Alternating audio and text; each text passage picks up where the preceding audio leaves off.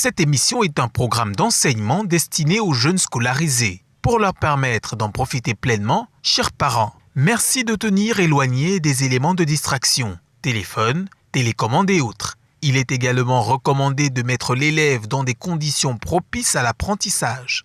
Avoir un cahier et un crayon à billes à portée de main serait bénéfique. Dans la mesure du possible, la surveillance parentale ou d'un tuteur peut s'avérer nécessaire. Bonjour, je suis M. Kowo, enseignant de mathématiques. Le cours d'aujourd'hui est destiné aux élèves de classe de terminale C et ceux de terminale E. Le cours en lui-même est intitulé « Application de l'espace ». Il faudrait dire qu'en réalité, ce cours suit un autre qui a été fait précédemment, à savoir « Transformation dans le plan ». La différence qu'il y a entre le chapitre sur les applications dans l'espace et les transformations dans le plan, c'est que dans les transformations dans le plan, on travaille, comme ça s'indique, en dimension 2. Et dans les applications dans l'espace, on travaillera plutôt en dimension 3. Sur le plan pratique, on peut dire que les applications dans l'espace sont utiles pour ceux qui font un peu dans le domaine comme celui de l'infographie et celui de dessin technique. Nous allons prendre pour ce jour la leçon 1 de ce chapitre qui est intitulé « Projection dans l'espace ». Les objectifs de cette leçon sont, en petit 1, caractériser une projection dans l'espace et utiliser les projections dans l'espace dans les problèmes de géométrie. Et en petit 2, reconnaître une projection de l'espace. Cela signifie quoi? Cela signifie qu'au terme de cette leçon, chaque élève de terminale C ou E devra raisonnablement être capable de reconnaître une application de l'espace et devra aussi être capable de caractériser une application de l'espace. Nous allons commencer, notre leçon aura 3 articulations majeures. Dans une première partie, nous allons définir quelques concepts. Ensuite, nous allons énoncer quelques propriétés que vous allez utiliser notamment dans les exercices. Et enfin, nous allons prendre un petit exercice pour essayer d'illustrer tout ce que nous allons dire en amont. Ceci étant dit, nous allons commencer par définir les concepts.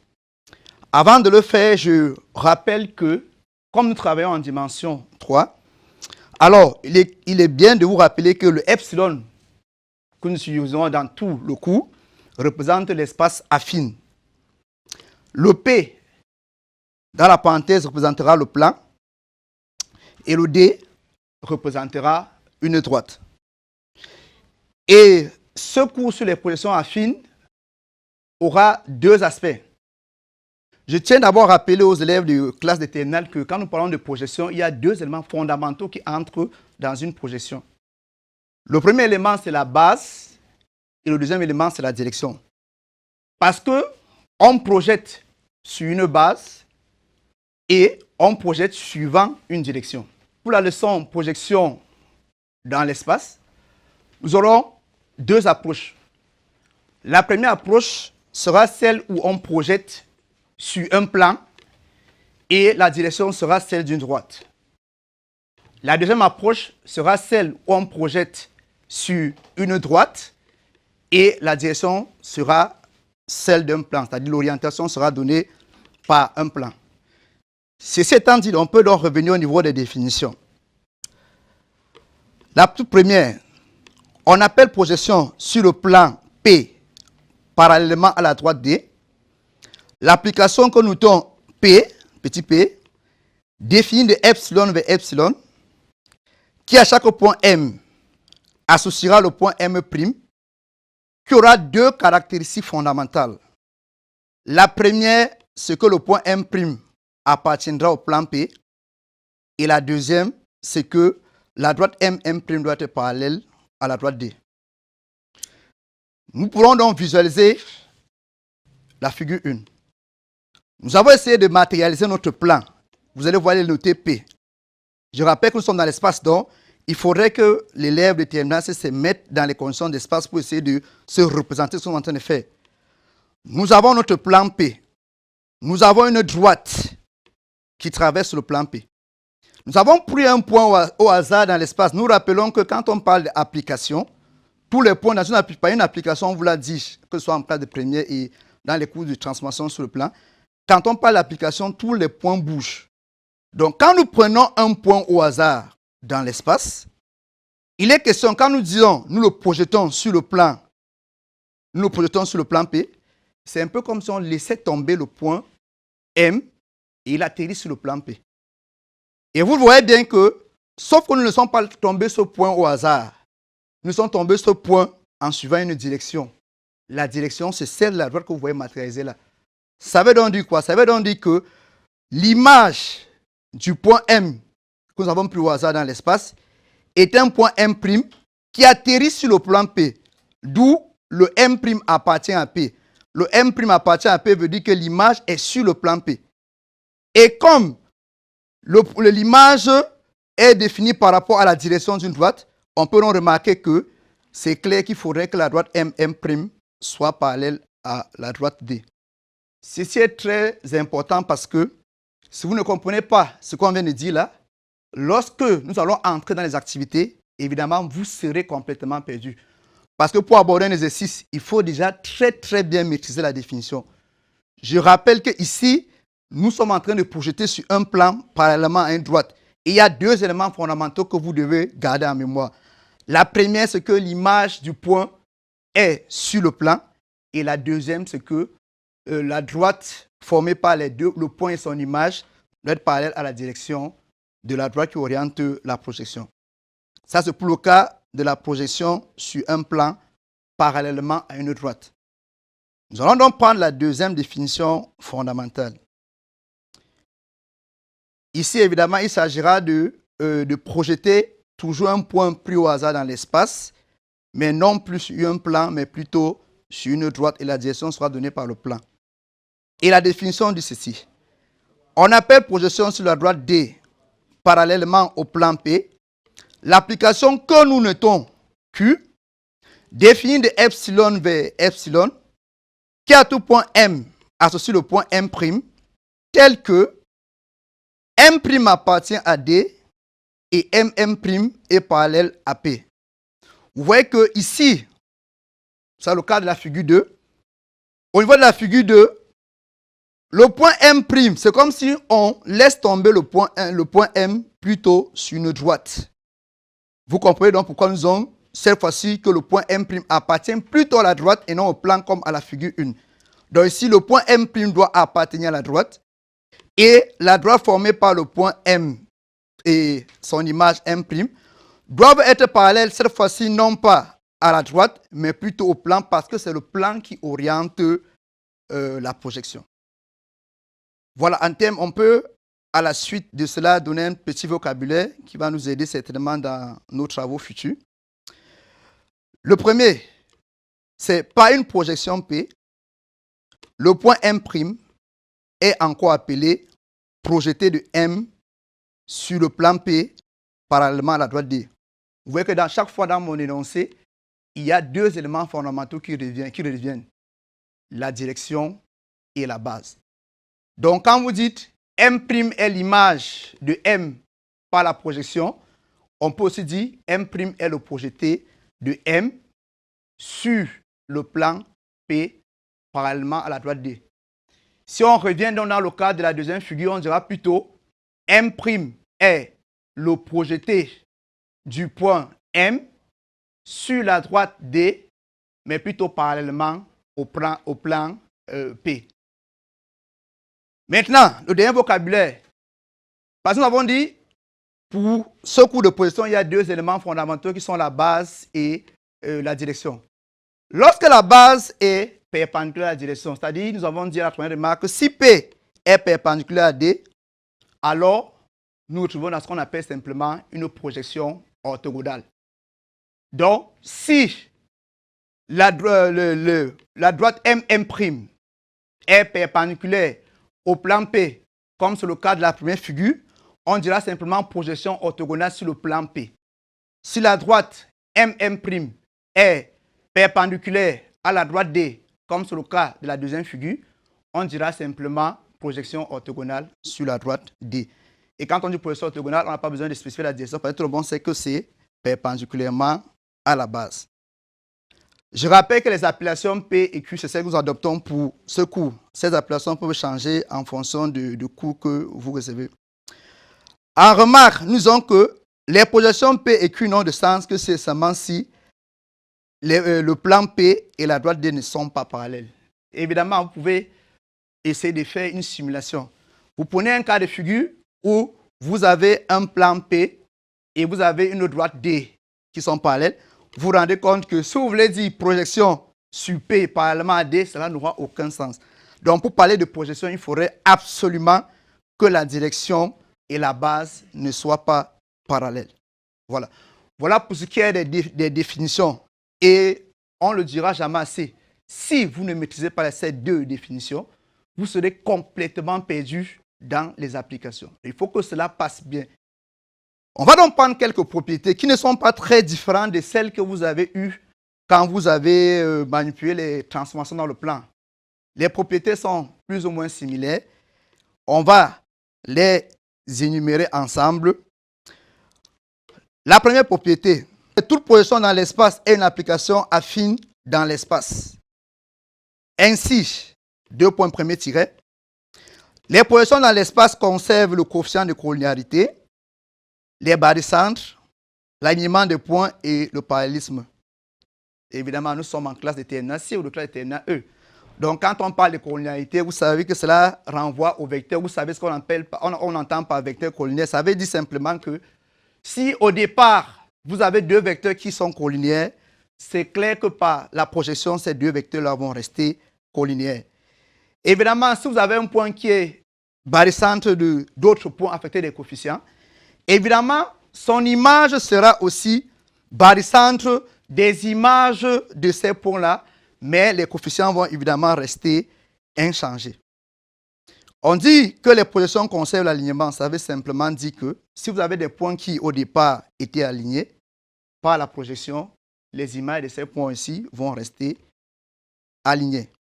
C'est de même pour le parallélisme des droites. Si vous avez des droites au départ qui étaient parallèles, c'est clair que leurs images par la projection, leurs images resteront parallèles à une condition que nous allons énumérer dans la remarque. Parce qu'il peut arriver que vous ayez des droites parallèles et par la projection, les images ne soient pas parallèles. Dans la remarque un peu plus bas, on verra dans quel cas de figure est-ce que l'image de deux droites parallèles par une projection ne donne pas des droites parallèles. Dans un plan muni d'un repère orthonormé, l'expression analytique d'une projection est sous la forme x' égale à ax plus by plus cz plus d, y' égale à a'x plus b'y plus c' z plus d', z' égale à a seconde x plus b seconde y plus c seconde z plus d seconde. Évidemment, a, b, c, a', b', c', a seconde, b seconde, c seconde, d, d' et d seconde sont des nombres réels. Cette forme analytique ne vous est pas étrange parce que, comme je l'ai dit, avant de faire ce que vous avez fait le cours sur les transformations, vous avez fait le cours sur les applications affines dans le plan. Et vous avez l'expression analytique d'une expression affine dans le plan. La seule différence entre les deux, c'est qu'ici, vous avez une troisième composante qui est celle de Z. Nous sommes en train de dire précisément ceci. Quand j'ai un point M, parce que nous sommes dans l'espace, vous savez que dans l'espace, un point a trois composantes X, Y, Z. Généralement, c'est ce que nous utilisons comme écriture. Nous sommes en train de dire ceci. Si vous prenez un point M de coordonnées X, Y, Z, si son image c'est le point M' de coordonnées X', Y', Z', si vous faites la projection du point M, vous obtenez le point M', la relation qui lie les coordonnées du point M' à ceux du point M est celle que vous avez devant vous. Évidemment, nous verrons, lorsque nous allons entrer dans les apprentissages, comment est-ce qu'on établit cette relation. Je rappelle que dans les objectifs, nous avons dit qu'il faut être capable de reconnaître une projection de l'espace. Je crois que là, c'est déjà un premier indicateur qui peut nous amener à penser que ce que nous avons en face de nous est une projection dans l'espace. Ce n'est qu'un indicateur. On verra, lorsqu'on va touché le petit exercice d'apprentissage, quels sont d'autres indicateurs qui peuvent nous amener à confirmer que ce qui est bel et bien devant nous là est l'expression analytique d'une projection dans l'espace. Toujours dans ce même registre, nous disons, en utilisant les notations des définitions du paragraphe précédent, si U et V, quand on dit notation du paragraphe précédent, c'est-à-dire que celle que nous avons utilisée déjà dans la définition, il s'agit essentiellement des deux notations, celle relative au plan P et celle relative à la droite D. Voilà.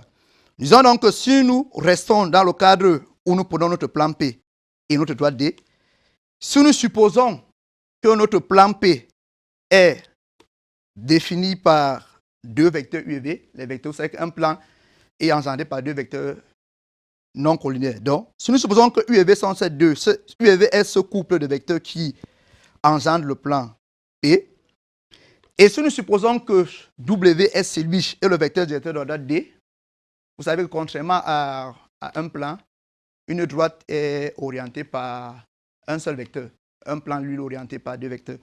Donc, nous avons, pour le cas de notre propriété, nous supposons que W, c'est le vecteur qui oriente la droite D, et U et V, c'est le couple de vecteurs directeurs c'est l'un des couples vecteurs directeurs du plan P.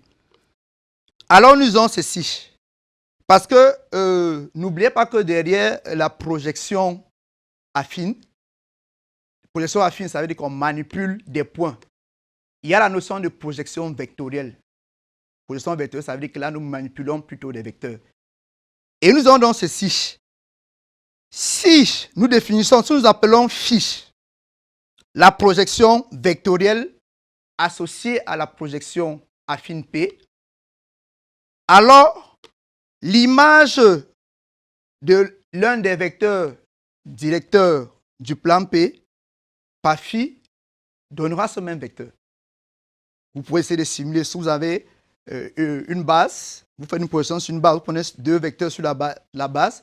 C'est clair que si vous essayez de chercher l'image du vecteur sur la base, l'image de ce vecteur sera le même vecteur. Donc nous avons donc dit phi de U sera égal à U et phi de V sera égal à V. Par contre, si nous cherchons l'image du vecteur directeur de la droite D par cette projection vectorielle phi, c'est clair que nous allons trouver le vecteur nul. Parce que comme le vecteur W est sur la droite, ou bien le plan est sur la droite qui oriente le plan P, je rappelle que là nous sommes dans le cas de la première définition. Nous sommes dans le cas de la première définition. Comme W, c'est le vecteur directeur de la droite qui oriente le plan P, c'est clair que si vous essayez de projeter W sur votre plan, vous aurez un point. Vous aurez un point. Par exemple, laquelle nous avons que l'image du vecteur W sera donc le vecteur nul. Voilà, ça c'est le cas, ça c'est le petit i était étroitement lié à la première définition. La première définition, le premier au grand 1. Par contre, le I2 sera étroitement lié à la deuxième définition, c'est-à-dire nous sommes dans le cas où nous faisons une projection sur une droite parallèlement à un plan. Mais nous maintenons nos vecteurs directeurs, à savoir le couple UV pour le plan et le vecteur W pour la droite D. Et nous disons ici que si nous appelons plutôt grand phi la projection vectorielle associée à la projection affine PJQ, alors ici, l'image par grand phi du vecteur U et du vecteur V, ces images seront identiques et seront simplement égaux au vecteur nul. Pourquoi? Parce que dans ce cas de figure, c'est le plan qui oriente la projection. Si vous prenez donc deux vecteurs sur le plan, c'est clair qu'en les projetant sur la droite, vous allez trouver un point. Donc, on aura le vecteur nul. Par contre, l'image du vecteur W, qui est le vecteur de la droite qui est la base cette fois-ci, l'image du vecteur W sera le vecteur W lui-même. Voilà. Un autre point dans les propriétés, c'est de dire, par une projection qui transforme deux points A et B respectivement en deux points A' et B', la droite AB donne soit un singleton, soit une droite. Voilà. Tout à l'heure, je vous ai dit que quand on fait la projection, d'une droite, ce n'est pas sûr que l'image vous donnera une droite. Vous pouvez faire la projection d'une droite. Si cette droite est parallèle au plan ou à la droite qui oriente la projection, c'est clair qu'à la fin, vous aurez un point. Dans le cas contraire, si cette droite n'est pas parallèle au plan ou à la droite qui oriente, c'est clair que cette fois-là, nous aurons plutôt une droite. Voilà. En P2, vous avez d'autres propriétés, notamment une projection. L'ensemble des points, quand on fait la projection sur un plan, le plan est l'ensemble des points invariants. Quand on fait la projection sur une droite, la droite est l'ensemble des points invariants. On peut également remarquer que lorsqu'on fait la projection sur un plan, l'image par P d'un plan parallèle à droite D est la droite d'intersection de ce plan avec le plan P. On va revenir là-dessus quand on fera les travaux, les exercices. Et on peut également dire que lorsqu'on détermine l'image par Q d'un plan parallèle au plan P, cette image sera le point d'intersection de ce plan avec la droite D. Voilà. Ceci nous amènera donc dans la deuxième partie qui est l'apprentissage. Nous vous donnons le temps de déguster un peu ce que nous venons de faire. Nous le prenons dans un court instant pour la partie exercice d'application.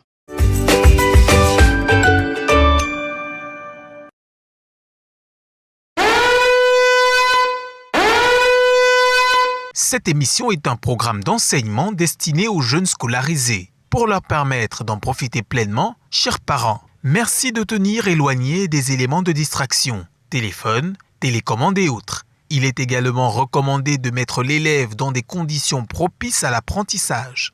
Avoir un cahier et un crayon à billes à portée de main serait bénéfique. Dans la mesure du possible, la surveillance parentale ou d'un tuteur peut s'avérer nécessaire.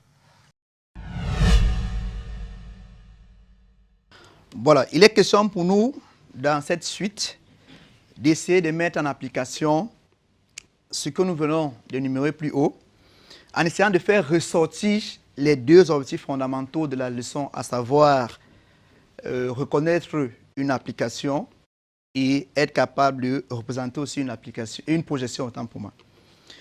Le premier exercice est le suivant. Déterminer l'expression analytique petit a, de la projection orthogonale sur le plan P d'équation x plus y plus z moins 3 égale à 0.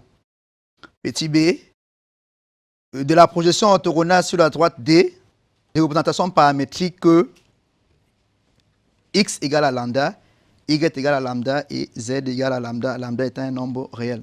La première chose que nous remarquons ici, c'est qu'il s'agit des projections orthogonales. Donc, on n'a plus besoin ici de déterminer la direction parce que dès qu'on dit projection orthogonale, la direction est indiquée dans l'exercice. La deuxième chose que je voudrais dire avant de me lancer, c'est que cet exercice répond à la deuxième préoccupation, c'est-à-dire au deuxième objectif du cours, à savoir représenter analytiquement une projection affine. Le deuxième exercice est le suivant.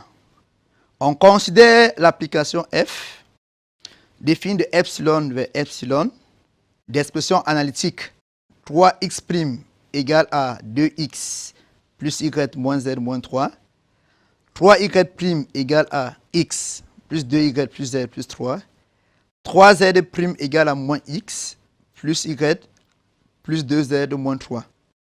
Et la question, le travail à faire, c'est de montrer que f est une projection orthogonale sur un plan que nous devons déterminer.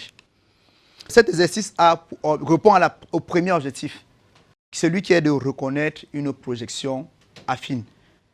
Parce que comme on l'a dit dans le cours, on vous a donné certes l'expression analytique d'une projection affine, mais nous avons bien précisé que ce n'était qu'un indicateur.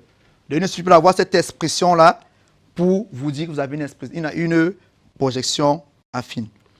Bon, on va essayer donc de dérouler rapidement ensemble. Nous commençons par la solution de l'exercice 1 qui est à la page 4, évidemment. L'exercice nous demande de la question déterminons l'expression analytique. Petit a, de la projection orthogonale sur le plan P d'équation x plus y plus z moins 3 égale à 0. Ça veut dire quoi? Ça veut dire qu'ici, on nous a donné l'équation cartésienne de notre plan. Et on nous a déjà donné la direction parce qu'on nous a dit que c'est une projection orthogonale. Et il est question pour nous donc de jumeler ce que nous avons fait dans le cours. Je rappelle qu'ici, nous sommes dans la première définition du cours. La première définition, c'est-à-dire la définition qui se trouve à la page 1. La définition qui se trouve à la page 1 de votre... Donc, cette définition nous a donné deux éléments fondamentaux quand on veut établir une projection affine. Donc, nous allons utiliser ces deux éléments pour essayer de retrouver l'expression analytique de notre projection. Voilà, ceci étant dit, il y a donc un souci de rédaction parce que vous savez que l'un des problèmes que nous rencontrons avec les élèves des classes d'examen, de terminale C et D, c'est que parfois l'élève même maîtrise ce qu'il faut faire, mais au niveau de la rédaction, c'est un peu décousu. Il y a un souci de rédaction. Donc, nous attirons aussi votre attention sur la façon de rédiger. Parce que c'est important pour nous quand nous conjoignons vos copies. Nous voulons celle que vous trouvez, mais nous voulons que ce soit dans un format qui sera compréhensible à la fois pour les élèves et pour nous-mêmes. Donc, nous avons donc ceci. Nous avons décidé d'appeler l'exercice appelé cette projection, nous l'appelons Q. Cette projection. Nous prenons deux points M et M'. Et évidemment, comme nous sommes dans l'espace, le point M a pour coordonnées X, Y et Z. Et le point M' a pour coordonnées X', Y', Z'. Donc nous avons dit soit M et M', deux points de l'espace. Maintenant, nous disons ceci. Nous choisissons les points M et M' de sorte que le point M' soit l'image du point M par l'application, la projection affine que nous avons appelée Q. D'où le Q de M égale à M'. Le Q de M égale à M' veut dire que nous avons choisi certes ces deux points M et M', mais nous décidons que le point M' soit l'image du point M par cette projection. Alors, voici notre rédaction. Q de M égale à M' équivaut à les deux éléments fondamentaux de la définition.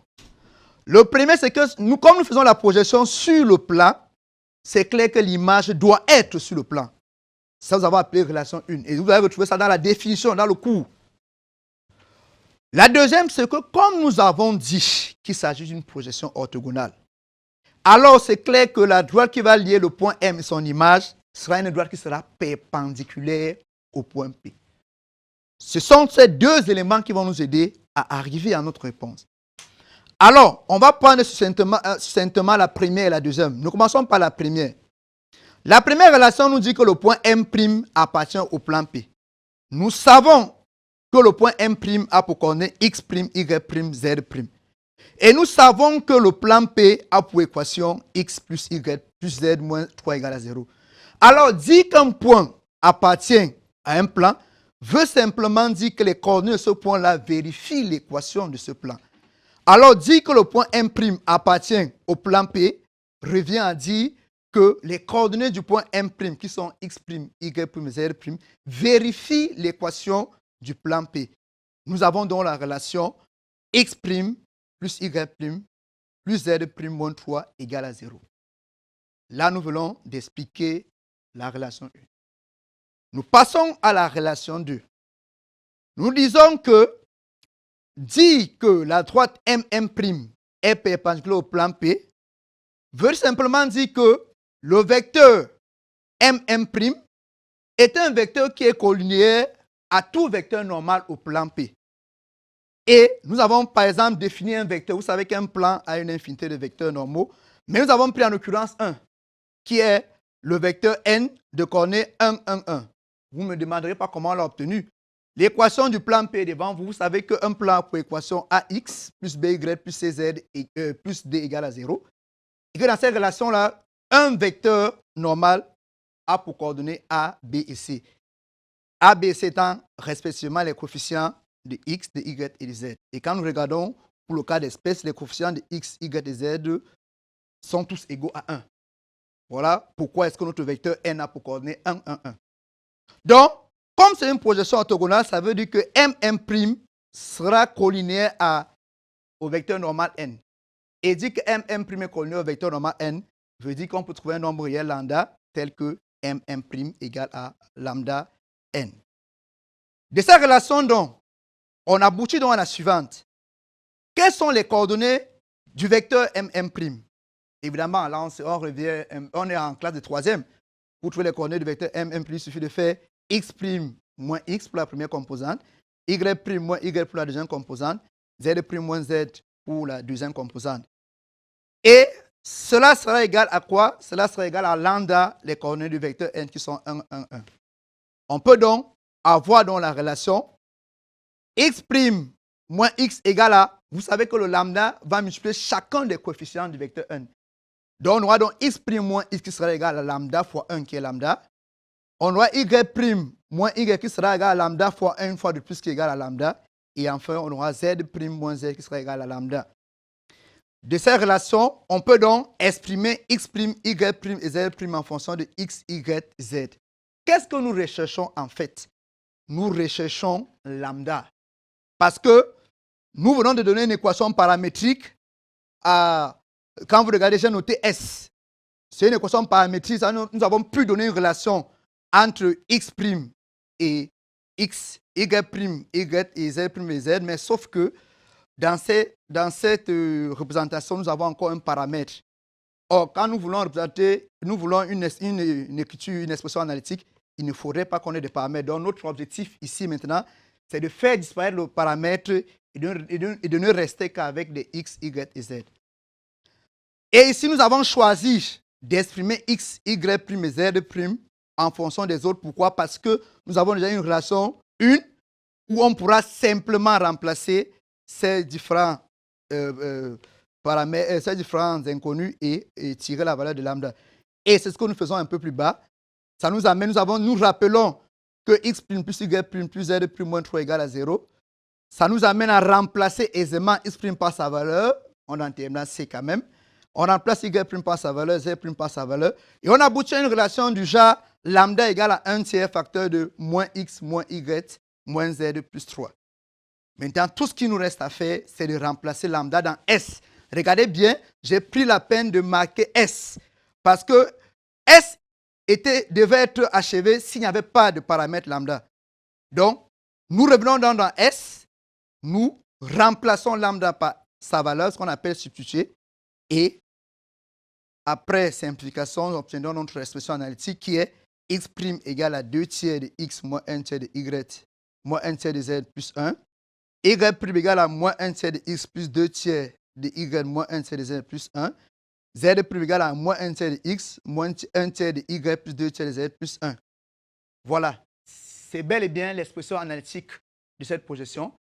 Et si vous êtes un peu curieux, vous allez voir que c'est bel et bien sous la forme AX. Sur la forme qui avait été donnée, présentée à la page 2, on revient par-dessus, sur la forme AX, BY plus Z, dans la forme d'une expression analytique d'une projection affine. Voilà. Donc là, nous avons répondu à l'un des objectifs du cours à travers cet exercice. Nous prenons donc le petit b, c'est la même chose. Sauf que, au lieu de faire une projection orthogonale sur un plan, nous faisons plutôt une projection orthogonale sur une droite. On définit les points comme on l'a fait précédemment. Et si nous avons plutôt P de M égale à M', nous renvoie plutôt à M' appartient à D parce que nous faisons une projection sur D et non sur P. Et évidemment, M' orthogonale à D. Et nous prenons donc la première relation. Dire que M' appartient à D veut simplement dire que les coordonnées de M' vérifient l'équation paramétrique qui a été donnée. À savoir, X' sera égal à lambda, Y' sera égal à lambda et Z' sera égal à lambda. Ça, c'est pour la première relation. Maintenant, pour la deuxième relation, nous avons MM' perpendiculaire à U. MM' perpendiculaire à U veut dire simplement que le vecteur MM' scalaire un vecteur directeur de la droite U sera égal à 0. pouvez faire une simulation. Si vous avez une droite et si vous avez une autre qui est perpendiculaire à cette droite-là, c'est clair que les vecteurs directeurs des deux droites seront orthogonaux. Ça se manifeste par le fait que, ça se traduit par le fait que l'opposé scalaire sera égal à 0. Et nous avons dit un vecteur directeur de U égale à... Nous avons pris un vecteur directeur de U qui a pour coordonnée 1, 1, 1. Vous savez lire depuis la classe de première, nous avons la représentation paramétrique de la droite D. Si nous voulons avoir un vecteur directeur de D, il suffit seulement de prendre les coefficients de lambda. Et quand nous regardons les différents lambda, tous ont le même coefficient qui est 1. C'est la raison pour laquelle notre vecteur U a pour coordonnée 1, 1, 1. Quelqu'un d'autre aurait pu prendre un autre vecteur, on aboutirait à la même chose. Évidemment, comme nous sommes dans un repère orthonormé, ça veut dire qu'on peut utiliser l'une des relations qu'on vous a données depuis la classe de troisième. Donc, on va prendre simplement les composants, la première composante du vecteur M' multipliée par celle du vecteur U, la deuxième multipliée par celle du vecteur U, et la troisième multipliée par celle du vecteur U, et en additionnant, on obtient donc la relation x' moins x plus y plus moins y plus z plus moins z égale à 0. Et nous, on peut donc exprimer x' plus y plus z prime en fonction des autres. On obtient donc x' plus y plus z prime égale à x plus y plus z. Or, nous avons à la relation une x' égale à lambda, y' égale à lambda et z' égale à lambda. Si nous sommons, nous allons avoir x' plus y plus z égale à 3 lambda. Ceci nous permet donc de tirer lambda. Parce que quand vous regardez la relation 1, s'il n'y avait pas de lambda, le travail serait achevé. Donc nous tirons donc lambda. Lambda nous donne donc 1 tiers de x plus y plus z. Nous allons donc remplacer lambda par sa valeur et on peut donc avoir l'expression analytique de la projection P, qui une fois de plus est sur la forme que nous avons présentée à la page 2. Dans les propriétés, lorsqu'on donnait la forme de l'expression analytique d'une projection.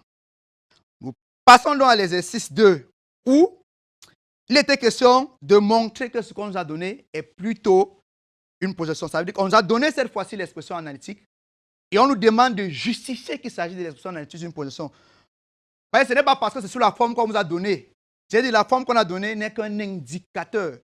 Maintenant, à cela, il faut ajouter les deux éléments fondamentaux de la définition. Et c'est ça qu'on va essayer de restituer ici. Nous allons faire ressortir les deux éléments fondamentaux de la définition pour justifier que ce qui est là est bel et bien une projection affine. Et je rappelle que les deux éléments fondamentaux, ici, ce sera dans un premier temps de déterminer les points invariants. Parce que vous savez, quand vous faites une projection, si c'est sur une droite, l'ensemble des points invariants doit être une droite. Si c'est sur un plan, l'ensemble des points invariants doit être un plan. Donc, dans un premier temps, nous essayons de chercher les points invariants et nous disons, nous prenons un point M de coordonnées x, y, z, un point de l'espace. Dire qu'il est invariant veut dire que son image c'est lui-même. Ça se traduit par f de m égale à m. F de m égale à m veut dire, je remplace dans l'expression qui m'a été donnée x' par x, parce que quand vous dites f de m égale à m, ça veut dire qu'il y a égalité au niveau des composantes. On obtient plutôt la relation 3x égale à 2x plus y moins z moins 3. 3y égale à x plus 2y plus z plus 3. 3z égale à moins x plus y plus 2z moins 3. Vous voyez que là, il n'y a plus de x', il n'y a que de x parce que nous cherchons les points invariants. Maintenant, nous basculons tout le monde vers le membre de gauche. Et aisément, nous sommes quand même en terminale C. Si vous basculez la gauche vers la droite, vous aurez 3x moins 2x moins y plus z plus 3 égale à 0. Quand vous faites 3x moins 2x, évidemment, vous obtenez x moins y plus z égale à 3. Ensuite, si vous faites le même processus, vous aurez moins x plus y moins z moins 3 égale à 0. Et enfin, on aura x moins y plus z plus 3 égale à 0. Maintenant, si vous observez bien, d'abord, si vous tentez de résoudre ça, parce qu'en réalité, quand vous cherchez les points invariants, il y a une question de résoudre. C'est un système de 3 équations à 3 inconnues, donc vous pouvez attaquer ça avec le pivot de Gauss. Vous allez rendre compte que vous tombez sur 0 égale à 0 au niveau de la troisième composante. Ça, quand vous faites de la triangulation, au niveau de la troisième composante, vous allez avoir 0 égale à 0. Mais maintenant, comme on est en terminale C et E, on demande à l'élève d'avoir un esprit très poussé. Si vous observez bien, vous allez remarquer que ces 3 équations sont équivalentes. C'est exactement la même chose. Et comme ces trois équations sont équivalentes, nous allons donc choisir l'une d'entre elles. Vu que c'est la même chose, on choisit l'une d'entre elles.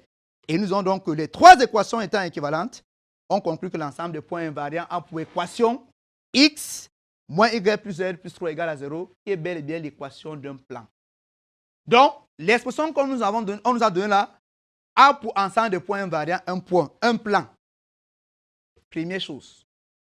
Deuxième chose, nous allons essayer de montrer, nous allons montrer que le vecteur M' est un vecteur normal au plan P. Parce qu'on nous a demandé de montrer que c'est une projection orthogonale.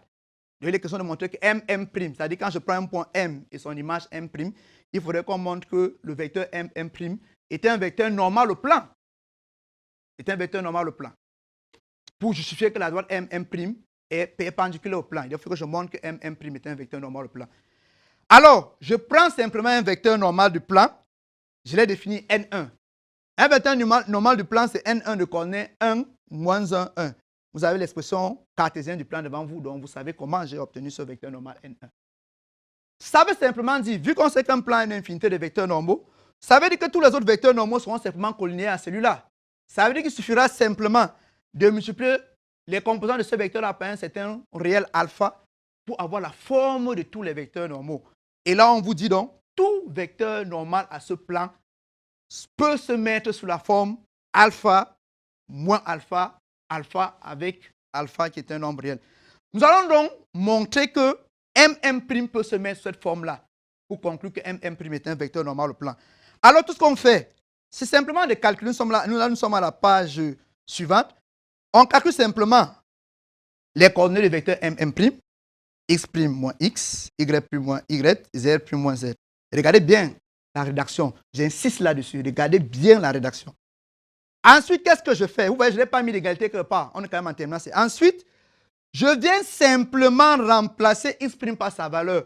Parce que dans votre problème, on a un peu joué sur vous.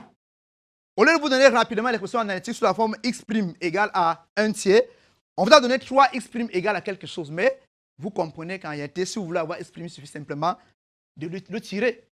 Donc, lorsque vous tirez x' dans l'expression analytique qu'on vous a donnée dans l'exercice, vous trouvez que x' est égal à 1 tiers facteur de 2x plus y moins z moins 3. On peut faire la même chose pour trouver pour y' et pour z'. Donc, dans les composantes du vecteur M', je remplace simplement x' par sa valeur, y' par sa valeur et z' par sa valeur et je fais les calculs, j'effectue les calculs, comme si dans une classe de 3e. Et quand j'effectue le calcul, je tombe sur 1 tiers pour la première composante de M'. Je tombe sur 1 tiers, facteur de moins x plus y moins z moins 3. Pour la deuxième composante, en mettant moins 1 tiers en facteur, j'obtiens moins 1 tiers, facteur de moins x plus y moins z moins 3. Et pour la troisième composante, j'obtiens 1 tiers facteur de moins x plus y moins z moins 3. Si je pose alpha, parce que x, y, z étant des nombres réels, c'est des nombres réels.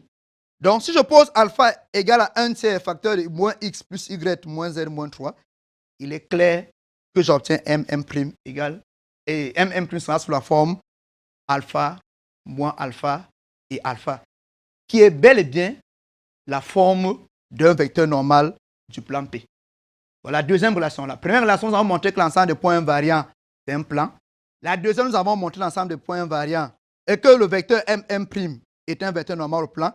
Il nous reste simplement montrer, comme nous faisons une projection sur le plan, il suffit de montrer que M' appartient au plan P. Alors, qu'est-ce que je fais? Je prends simplement les coordonnées du point M'. Je remplace dans l'équation du plan P qui est connue. J'effectue tout simplement mes calculs sans affirmer au départ que c'est égal à 0. Regardez bien la méthodologie, vous regardez ça à l'écran. Vous voyez bien que je remplace x', y', z' par leur valeur, j'effectue le calcul et j'obtiens 0. Ça me permet de justifier que le point M' appartient au plan P. Voilà, les trois éléments étant réunis, je peux donc conclure que P est bel et bien une projection affine. Sur ce, je vous remercie et à nous revoir dans la suite.